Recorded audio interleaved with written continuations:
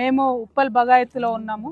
మరి ఇక్కడ ప్రత్యేకించి కుర్మ నగర్కి సంబంధించి మరి కనీసం కాలనీ వాళ్ళని అడగకుండా డైరెక్ట్గా వేరే దగ్గర శాంక్షన్ అయినటువంటి సీవేజ్ ట్రీట్మెంట్ ప్లాంట్ ఏదైతే ఉంటుందో ఎస్టీపీ దాన్ని తీసుకొచ్చి డైరెక్ట్గా ఈ కాలనీ వాళ్ళకు ముందట పెట్టడం జరిగింది.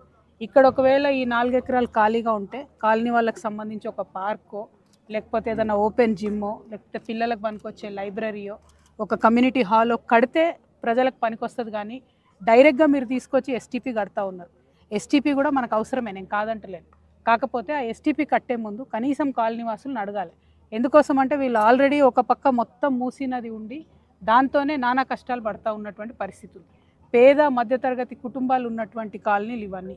మరి ఇక్కడ ఉన్నటువంటి వాళ్ళందరూ కూడా కష్టపడి సంపాదించుకున్నటువంటి ఆస్తులు రేపటి నాడు ఈ సీవేజ్ ట్రీట్మెంట్ ప్లాంట్ ఇక్కడ ఉంటే మరి ఇక్కడ దీంతో నీళ్లు ఖరాబ్ అవుతాయో లేకపోతే నేలకు ఖరాబ్ అవుతుందో లేకపోతే ఆరోగ్యం ఖరాబ్ అవుతుందో అనేటటువంటి ఒక భయం ఇక్కడ ఉన్న వాళ్ళందరిలో ఉన్నది.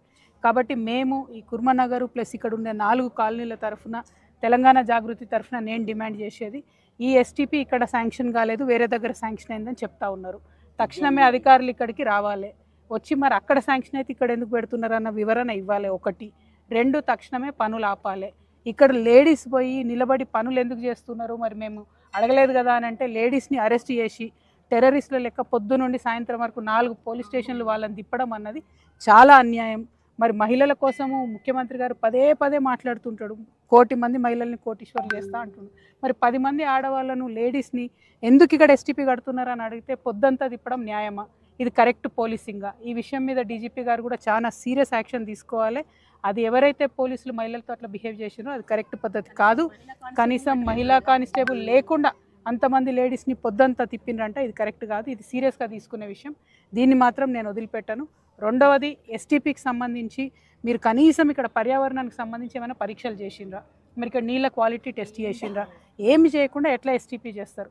దీన్ని తక్షణమే ఆపాలని నేను డిమాండ్ చేస్తూ ఉన్నా.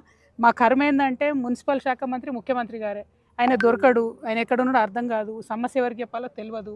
ఖచ్చితంగా మున్సిపల్ కమిషనర్ గారికి మాట్లాడతాము, అక్కడ కూడా కాకపోతే ప్రజావానికి కూడా వస్తాను నేను అందరిని తీసుకొని. అప్పటికన్నా ముఖ్యమంత్రి గారు మాట్లాడతారేమో చూద్దాము.